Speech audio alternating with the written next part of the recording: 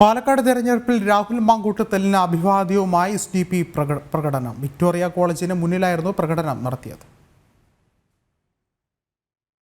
രാഹുൽ മാങ്കൂട്ടത്തലിന്റെ വിജയം SDP പിന്തുണയോടെയായിരുന്നുവെന്ന് വ്യക്തമാക്കുന്നതായിരുന്നു പ്രകടനം.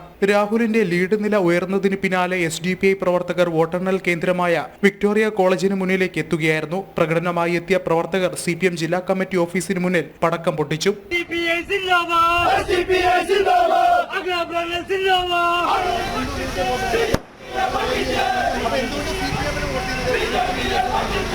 UDFന്റെ വിജയം വർഗീയ ശക്തികളുടെ കൂട്ടുപിടിച്ചാണെന്ന് മന്ത്രി MP രാജേഷ് ആരോപിച്ചു. രാഹുലിന് വേണ്ടി ആഹ്ലാദ പ്രകടനം നടത്തുന്നത് SDP ആണ്. ഇത് കേരളത്തെ അപകടകരമായ അവസ്ഥയിലേക്ക് എത്തിക്കുമെന്നും അദ്ദേഹം പറഞ്ഞു. SDP-യുടെ വിജയാഘോഷ പ്രകടനമാണ്.